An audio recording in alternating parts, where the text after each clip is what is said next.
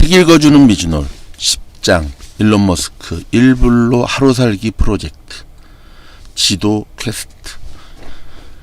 최고의 혁신 중 일부는 이전 두 가지 혁신이 결합되어 나타난다. 웹이 기하급수적으로 성장하기 시작하던 1990년 초 일론과 킴버리 구상한 아이디어는 간단했다. 사업체 전화번호를 검색 가능하도록 온라인에 올리고 사용자에게 길을 알려주는 지도 소프트웨어와 결합하는 것뿐이었다. 모든 사람이 이 아이디어의 잠재력을 알아본 것은 아니었다.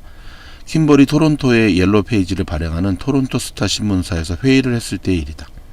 사장이 두꺼운 전화번호부 한 권을 집어들어 킴버리에게 던지면서 물었다. 정말로 그 전화번호부를 대체할 수 있을 거라고 생각하나? 형제는 팔로알토에서 책상 2개와 매트리스를 놓을 수 있는 작은 사무실을 빌렸다. 처음 6개월 동안은 사무실에서 잠을 자고 YMCA에서 샤워를 했다. 훗날 셰프이자 레스토랑 경영자가 된 킴버리 직접 구비한 전기 코일로 가끔 요리를 하기도 했다. 하지만 주로 잭 인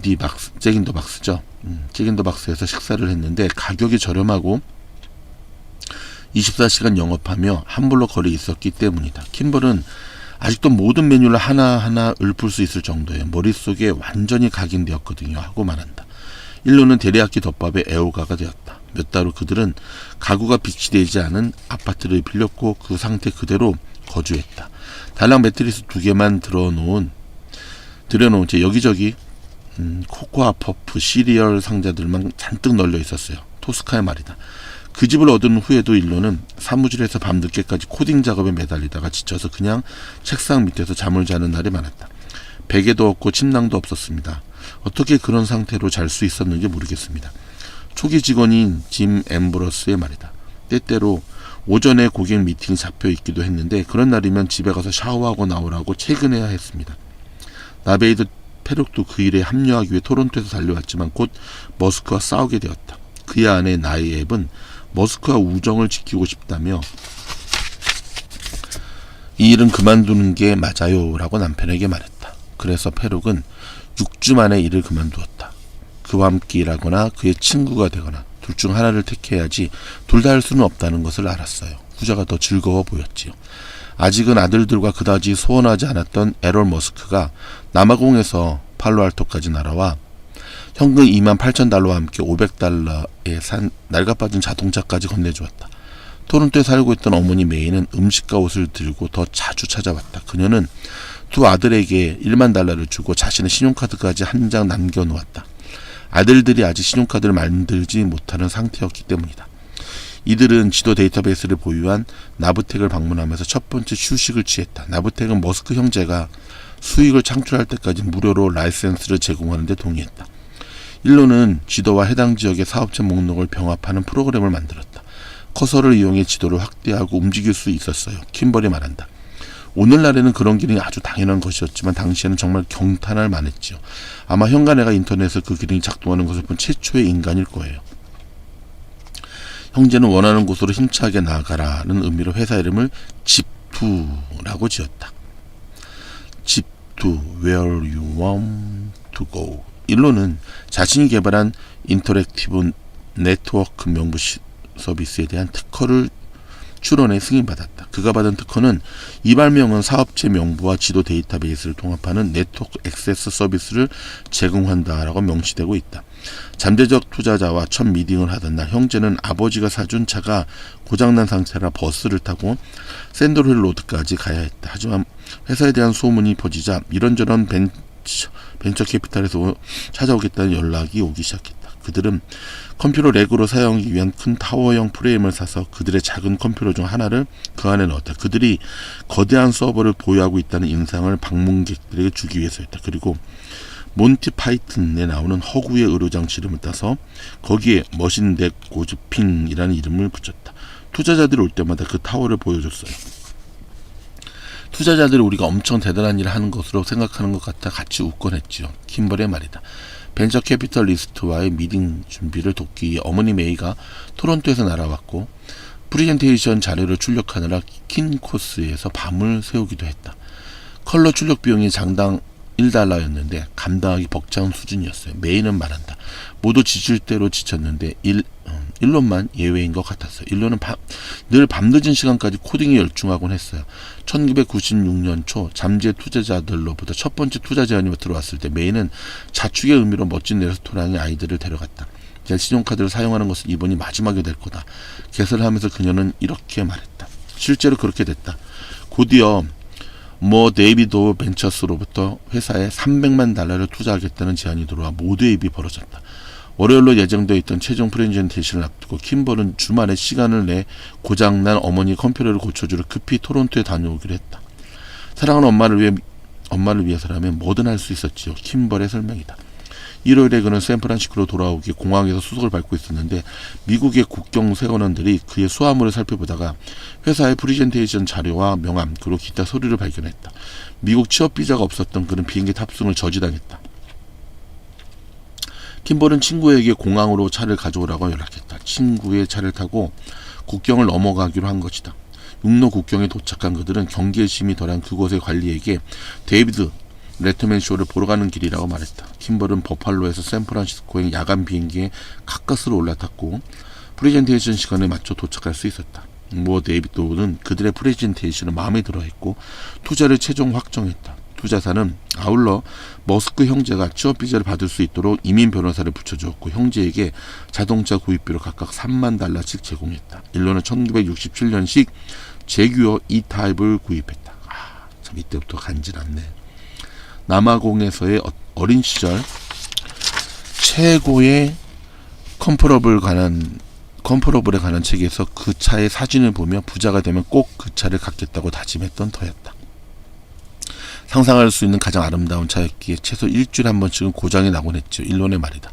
벤처 캐피탈리스트들은 곧 그들이 자주 하는 일, 즉 젊은 창업자들을 대신해 회사를 경영할 능력 있는 지휘관을 영입하는 일에 착수했다. 애플의 스티브 잡스, 구글의 레리 페이지 및 세르게이 브린도 겪은 일이었다. 오디오 장비 회사에서 사업 개발을 담당했던 리치 소킹이 잡투의 CEO로 임명되었다. 일론은 CTO, 최고 기술 책임자 자리로 밀려났다.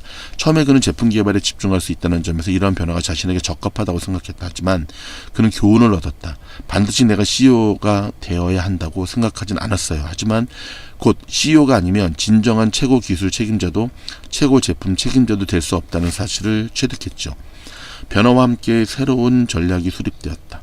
사업체와 고객에게 직접 제품을 마케팅하는 대신 대형 신문사의 소프트웨어를 판매하여 그들이 자체적으로 지역별 사업체의 명부를 구축하도록 만드는데 주력하자는 전략이었다. 신문사에는 이미 상품 광고와 구인 광고 등을 판매하기 위해 기업의 문을 두드리는 영업 인력이 있었기에 이 전략은 타당한 것이었다. 미디어 기업인 나이트 리더와 플리처, 허스트 그리고 뉴욕타임스 등이 계약서에 사인했다. 그리고 나이트 리더와 뉴욕타임스의 경영진 몇 명이 집투 이사회에 합류했다. 에디터 앤드 피블리셔라는 잡지는 신문계의 새로운 슈퍼히어로로 집투는 제목의 커버 스토리를 실으며 그 회사가 개별 회사들이 신문사들의 대규모 도시 가이드형 명부를 신속히 탑재할 수 있는 새로운 소프트웨어 구조를 개발했다고 소개했다. 1997년에 이르자 140개 신문사가 $1,000에서 $10,000에 이르는 라이센스 비용을 지불하고 집투를 이용하게 되었다. 킴벌에게 전화번호부를 던졌던 토론토 스타 사장은 킴벌에게 전화해 사과하면서 집투가 자사의 파트너가 되어줄 수 있는지 물었다. 킴벌은 흔쾌히 승낙했다. 하드코어. 경영 초기부터 머스크는 일과 삶의 균형, 즉 워라벨이라는 개념을 경멸하는 까다로운 경영자였다. 집투와 이후의 모든 회사에서 그는 휴가도 없이 하루 종일 그리고 종종 밤늦게까지 쉴 새 없이 자신을 몰아붙였고 다른 직원들도 그런 식으로 일하기를 기대했다. 그의 유일한 관용은 격렬한 비디오 게임에 몰두할 수 있는 휴식 시간을 허용하는 것뿐이었다. 집투 팀은 전국 규모의 퀘이크 대회에서 준우승을 차지하기도 했다. 일론의 말에 따르면 1등을 할 수도 있었는데 팀원 중 한 명이 컴퓨터를 너무 세게 눌러서 망가뜨린 바람에 2등에 머문 것이었다. 머스크는 때때로 다른 엔지니어들의 퇴근 이후 그들이 작업하던 코드를 가져와 다시 작성하기도 했다. 공감 유전자가 약했던 머스크는 공개적으로 누군가를 바로잡는 것, 즉 그의 표현을 빌리자면 멍청한 코드를 고쳐주는 것이 사랑받는 길이 아니라는 사실을 깨닫지 못했을 뿐만 아니라 그런 부분에서는 신경도 쓰지 않았다. 그는 스포츠팀의 주장이나 친구들의 리더가 되어본 적이 없었고 동지에 대한 본능도 부족했다.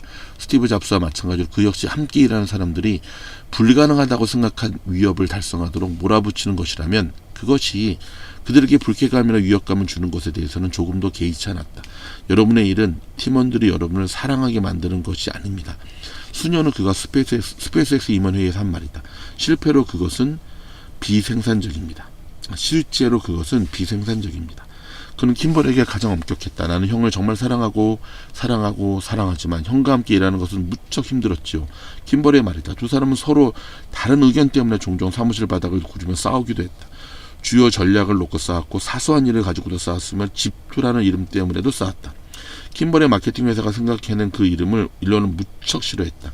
남아공에서 자랐기에 우리는 싸움을 당연한 것으로 여겼어요. 그냥 문화의 일부였지요.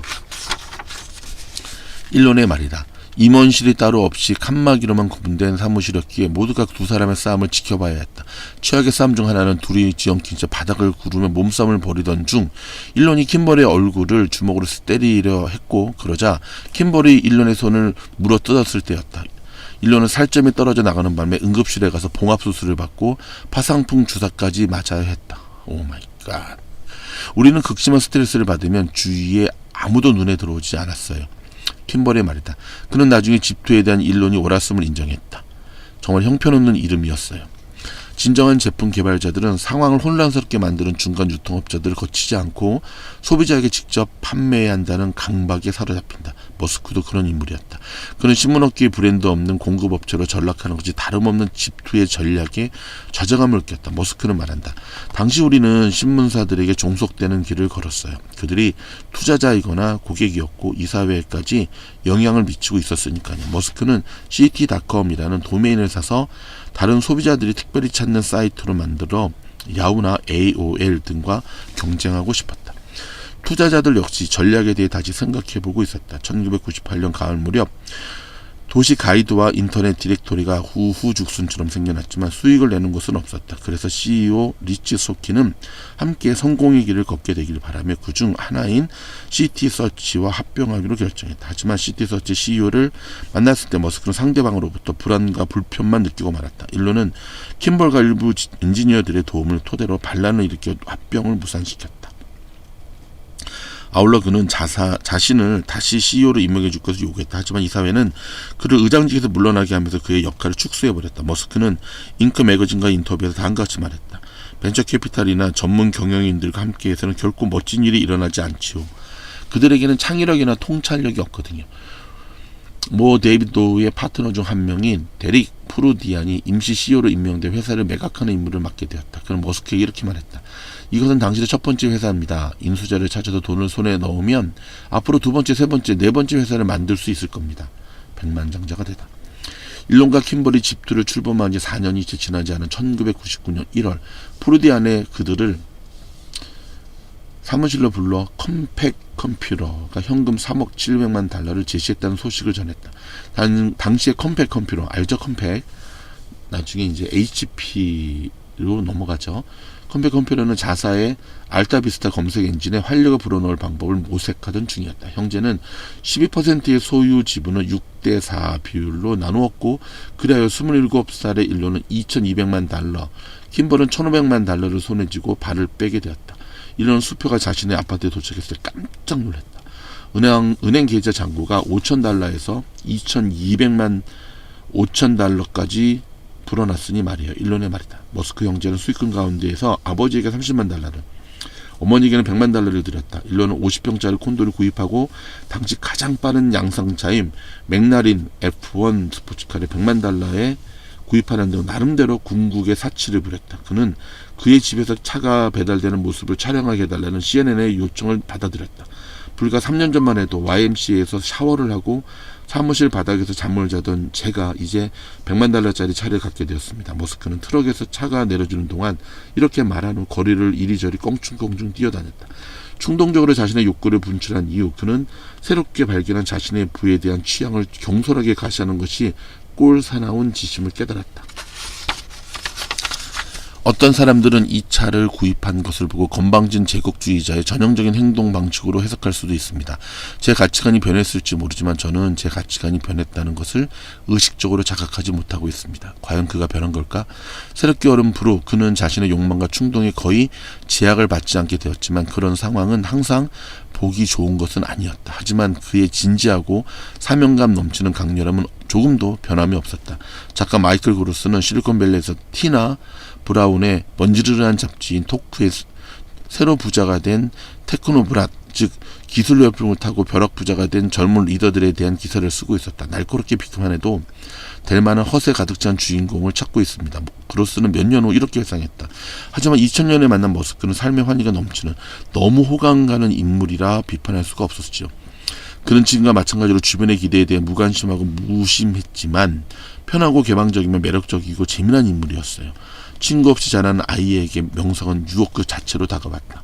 롤링스톤지의 표지를 장식하고 싶습니다. 그가 CNN에 한 말이다. 하지만 그는 부하의 갈등도 제대로 인식하고 있었다.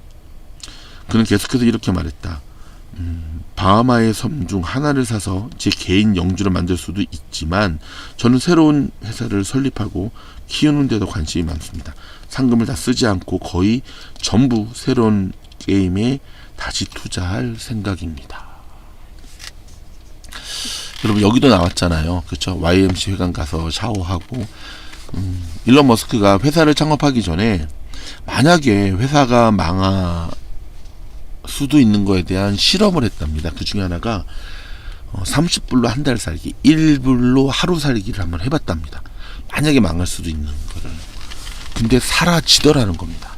그러면서 일론은 창업에 대한 자신을 얻게 되죠. 자, 이 영상을 들으시는 미주노 가족 여러분, 일론의 지금의 성공은 그냥 운빨 좋게 거저던 것이 아니라 이런 일련의 과정을 통해서 이루어졌다라고 하는 것. 1불로 하루 살기 프로젝트 한번 해보지 않으시렵니까? 고맙습니다.